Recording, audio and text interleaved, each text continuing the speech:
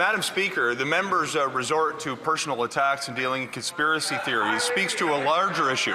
Honestly, this entire week tells us everything about how radical this government actually is. Mainstream media is melting down, but all of their noise really only points us to the elephant in the room that they are desperate for you not to pay attention to. I'm Jasmine Lane. Subscribe, like, follow, and comment your thoughts down below. Share this video as well because you are not going to believe this one. Canada's new reconstruction envoy, aka Chrystia Freeland, is shaking hands in Kyiv the exact same week that Ukrainian top officials are being raided for mass corruption. And apparently, that's all just super normal. Alrighty then. Don't worry though, because net zero is going to save us. You know, it's almost like the climate was never the goal. The economy was never really anything that mattered to them, and certainly not Canadians. The ultimate goal was really just control. And all of this is so very connected. This is a massive political story. It will have huge impacts here in Ottawa. If you think back to the Trudeau era, there are few ministers who represent the agenda on climate more than Stephen Guilbeault. I mean, he was a climate change activist brought into cabinet and then made into a minister who oversaw the environment. The Trudeau government brought in a host of policies that were extremely consequential. What the Mark Carney government did today is reverse a number of those. And now you have huge political impact. My eye is certainly on whether or not others will follow. This will give him more time to chain himself to a tree or scale a building or damage something and get arrested. Who knows? This is something that is fundamental to his beliefs, and he's not going to. I can't imagine him sticking around in any way. News broke shortly after yesterday's episode aired that Stephen Guilbeault was stepping down as a cabinet minister, and fair enough, he was removed from the environmental file, which is what his entire life is about, and he was given the Canadian culture, languages, identity file. Thank God he is no longer in charge of that. Yeah, I think that's the conflict here. I think a lot of members of the Liberal caucus thought they were getting the Mark Carney as he described himself in his book and in his previous work. Mark Carney, as part of one of his previous organizations, had talked about getting investment banks to divest from investments in oil and gas and the natural resource sector in Canada. So I think the more environmentalist wing of the Liberal Party thought that was the Mark Carney that they were going to get. What Stephen Guilbeault wrote in his resignation statement is really, really priceless. By the way, there's a lot of fact checking that we are going to do in just a moment. But I've actually been hearing about Stephen Guilbeault stepping down, as well as a couple of other people, since about June was the first time somebody reliable shared that information with me. I never shared it with you solely because I don't really like rumors. Unless there's something that's relevant to a story or some concrete statement or evidence of some sort to point us into that direction, I don't like to focus on the noise a whole lot. This is a rumor that I will squash, though. So some people have been saying that he's going to be crossing the floor to the NDP. That's definitely not going to happen. In fact, NDP leadership hopefuls have said that Guilbeault will not be welcome in their party after quitting cabinet, despite the fact that his ideology certainly to some degree aligns more with the NDP and the Greens. Actually, Elizabeth May welcomed him to join them. So if Stephen Guilbeault has given up on Mark Carney, don't give up on democracy, don't give up on climate action. Join us. As for the NDP side of things, this is interesting. Edmonton MP Heather McPherson had a pretty blunt message to him. She said, Mr. Guilbeault quit cabinet, but he did not quit the Liberal Party and he did not quit caucus. If he really believed this was a fundamental problem for him, why didn't he walk away? This just means he's not interested in doing the work. And he just got his pension, so maybe that's the case. I'm concerned about the environmental worries that Mr. Guilbeault laid out in his resignation letter. What I would say, we are all wanted to meet the moment when it comes to make sure that we reduce our carbon footprint, and that we do that in a responsible way. I would really say to Canadians who are watching, obviously we are. So in his resignation letter, which I will put up on screen if you want to pause and read it all, I thought it was quite funny to me, some of the facts that he listed of his successes in government. I mean, first and foremost, he claimed our country has made historic progress in reducing climate pollution. Well, that is actually not true. That's very misleading. Canada's emissions did fall dramatically in 2020, as did most countries across the globe. But that wasn't due to successful climate policy. That was due to lockdowns. So, yeah, Canada does remain the second worst performer in the G7 when it comes to emissions reductions. And the carbon tax did absolutely nothing measurable at all to reduce national emissions.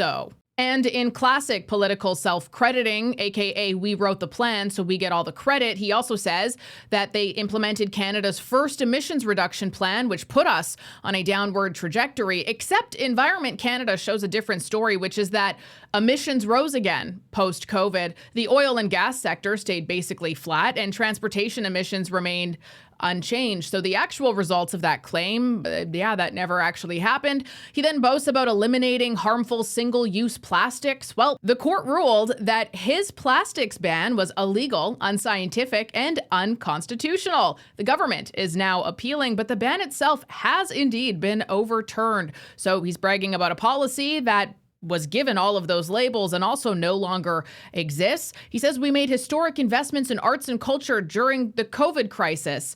Well, I don't know about that one, because they poured billions into media subsidies, wage subsidies, and cultural bailouts.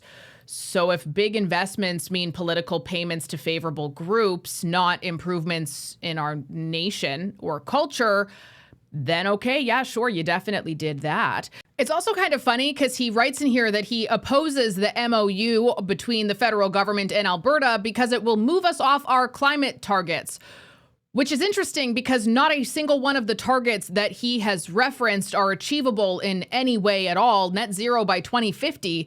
Canada's not even on track to be net zero by 2150 under Guilbeault's rules. Reducing your carbon footprint will make you more competitive. That there's a lot of things that we can give to ourselves, that we have the technology, we have the people to at the same time, grow our economy, but at the same time reduce our carbon footprint. So I would say we're very cognizant of having to meet the moment, both on the economy, but at the same time having our climate competitiveness agenda. Let's go ahead and squash this, okay? There is no such thing as a climate competitive strategy, a climate competitive agenda.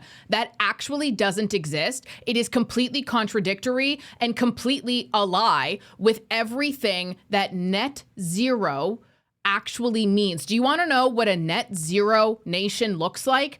It looks like shrinking oil and gas production, banning affordable options, regulating demand because they're so scarce, increased taxes, restricting supply, forcing expensive alternatives. What does that mean for you? You're going to have higher bills. You're going to have higher fuel costs. You're going to have rolling blackouts like Germany and Britain currently do. You're going to completely shutter all industries. Your industries are all going to leave your country, and somehow they will manipulate you into believing that having to ration the things that you need in your life, whether that be food or turning on the heat in the wintertime, is smart consumption. A net zero economy is nothing other than an economy that costs more and produces less. Germany is one of the richest countries in Europe, and it now has the highest electricity prices on Earth, and they're in an industrial recession. Think about that. That's what these people want. They want investment to flee, supply chains to flee, become obsolete, manufacturing costs to explode, the cost to get to and from work to rise, as well as your food costs, and for small businesses to close. That's what they want. There's no such thing as a green transition. It is literally a forced degrowth model. After a decade of nothing happening in Canada, slow economic growth across the board, this is really, really a pivotal moment for us. And I'm very hopeful that he can make this MOU work for the country, because we need to grow, we need to change. The only way to do that is to extract resources and ship them to diverse markets all over the world. And all the data shows that every nation where this is being implemented, and some of them much more advanced than it currently is in Canada, but the goal is for Canada to be just like all of that same failure, and apparently that's something to aspire to be, is that net zero countries are places that people leave. It's not places that people move to.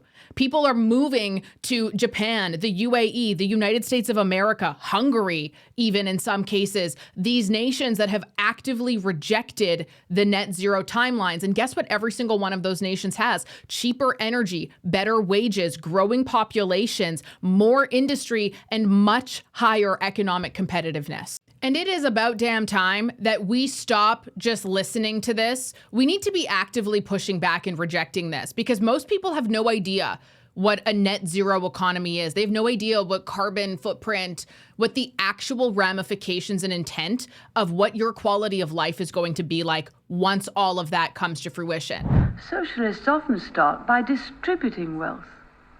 They forget it first has to be created.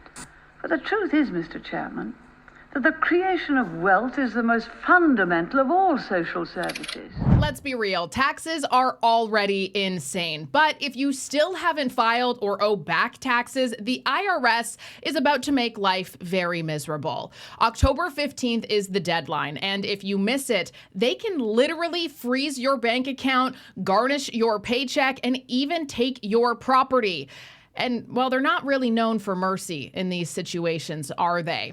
But the thing is, you can fight back. Tax Network USA has helped people save over $1 billion in tax debt. They filed hundreds of thousands of returns and helped thousands more lower what they owe. And they can do the exact same thing for you. All it takes is one free call with no pressure, no hoops to jump through at 1-800-958-1000. Or you can go to tnusa.com/Jasmine for your free consultation. They'll walk you through a few quick questions to see just how much you can save before that deadline hits. Seriously, do not wait until the IRS comes knocking on your door. That's tnusa.com/Jasmine or call 1-800-958-1000. And I do think it's really important to note where everything starts clicking into place about this ideology and the long-term goal that's always dressed up as something virtuous, right?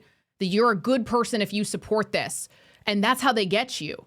Because at the end of the day, when you understand what a controlled economy, what a net zero actually looks like, what relying on the government actually looks like, allowing them to have control in your life in ways that our ancestors would be rolling over in their graves about right now, you start to realize that all of these things are very profitable, just not for the people who are actually paying for it. It's not, to the country. It's actually to the government in most cases, to their friends and to the corporations tied to them, sometimes to their donors. There's dozens of cases of this when it comes to Canada. I mean, the evidence is everywhere. Think about the money given to Volkswagen, Stellantis, Telesat, the Green Slush Fund, ArriveCan. Like, there's so many examples of this money chain that has been created, of which there's no transparency into it, and it certainly has zero benefit to any of the citizens who are funding it. Documents show the federal government has already paid out at least $530 million in incentives to Nexstar Energy, the company behind a major battery plant in Windsor, Ontario.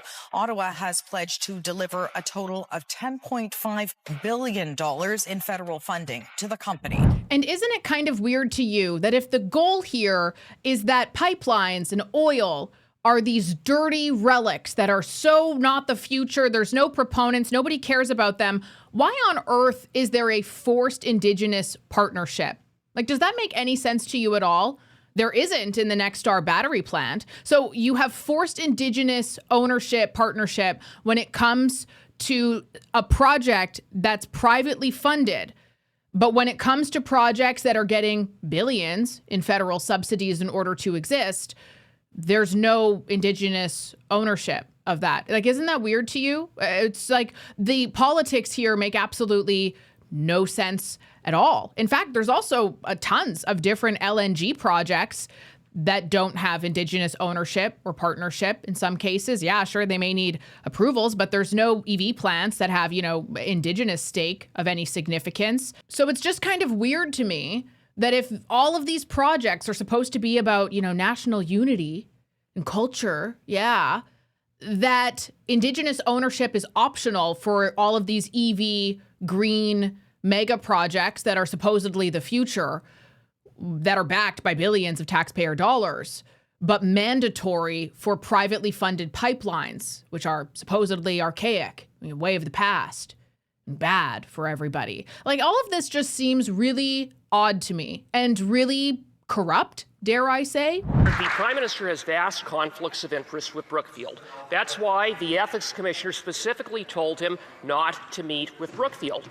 Despite this, the Prime Minister secretly met with the Chief Operating Officer of Brookfield in October. So a simple question, why did the Prime Minister violate the clear direction of the Ethics Commissioner?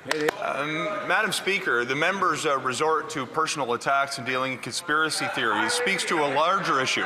A member from the province of Alberta today unable to celebrate the agreement that we have achieved, that his own premier is celebrating in public about the opportunity to protect the environment and create good jobs. If he won't stand up for Alberta, I, as somebody from the East Coast who spent 5 years there, absolutely will. The GDP numbers that we've seen come in the past quarter, seeing it go up 2.6%, means good jobs for people and food on the tables for families. We're here to create jobs. It's a shame the Conservatives are opposed. Conspiracy theory, the Ethics Commissioner told the Prime Minister not to meet with Brookfield, and then he did so. Seems kind of corrupt, doesn't it? Seems like it's probably not in our best interest, right? That doesn't make any sense. But of course, they just name call you right away. Oh, you're a conspiracy theorist. Nope, I'm actually just reading public record, my guy. That's all that I'm doing here. Well, yes, and as we're saying, Ukraine has been caught up in this damaging corruption scandal. Anti-corruption agencies have been talking about how they believe that some of President Zelensky's close associates could be involved in some kind of plot. The thought is that perhaps money has been skimmed off Ukraine's energy sector. And this scandal erupting, of course, while Ukrainians are suffering blackouts caused by Russian bombing. So that investigation is underway. So this latest development is that officials are now saying that those anti-corruption authorities are conducting searches of President Zelensky's chief of staff. Now, this is incredibly important. And while I'm not accusing anybody of anything, because we don't know, I'm going through the public record, and I just think it's worthy to think about. This is not just another headline. This is the biggest corruption scandal of the entire war. I also think it's really important to note that according to transparency.org, Ukraine ranks 105 out of 180 in terms of corrupt nations. In fact, they've gone down since 2023 even. And Ukraine's anti-corruption bureau raided the home and offices of multiple people, but most notably of Zelensky's chief of staff, the most powerful man in Ukraine after the president, who has also been leading all of the negotiations for peace. And these raids are tied specifically to a $100 million nuclear sector kickback scheme. There's been 8 people charged so far. And Yermak resigned within hours. Zelensky accepted it instantly. And it's really important to note that Yermak was not a staffer. He's not just like some guy that works in the government. He is linked to the CIA, M16 Washington. He is the top negotiator with Russia. He is Zelensky's political strategist, message manager, enforcer, gatekeeper. He is really the center of what everybody knows and sees when it comes to Ukrainian politics. It's also important that in recent polling from Ukraine, corruption is now the #1 issue in the country. It is more of an issue in the country than the war itself. Canada has committed around $22 billion in economic, military, humanitarian development, security stabilization, and immigration assistance to support Ukraine and its people since 2022. Chrystia Freeland was recently announced the new special envoy for Ukraine's reconstruction, and how interesting is it? And again, not accusing anybody of anything here. I think moreover, the optics are horrendous. That Chrystia Freeland was literally in Ukraine this week talking to Zelensky. And as you can clearly see in this photo, sitting directly across from a man whose office was raided a day or two after she left for a massive corruption scandal. And of course, I'm not at all insinuating that there has been this massive scandal and the $20 billion that we've sent Ukraine went to nothing. We don't know the reality of that because we have really weak transparency laws with these things. But at the end of the day, if Chrystia Freeland's job is to guarantee that Canadian money is spent responsibly, like she was our finance minister, right? Under a government that had the Green Slush Fund scandal and so many others, it just looks so bad that she was sitting across from Yermak days before he resigned in a corruption scandal. And at the end of the day, whether it's net zero, reconstruction, LNG, Ukraine, corporate subsidies, the pattern is always the same here in Canada. Billions leave your wallet, nobody is accountable, and the only people who seem to benefit are political friends and foreign governments. And at some point, you have to start asking the question, is this incompetence or is this just a business model? Moreover, why are we okay with this? I'm Jasmine Lane. Thank you so much for watching. Subscribe, like, share, and follow. Be sure to comment your thoughts down below.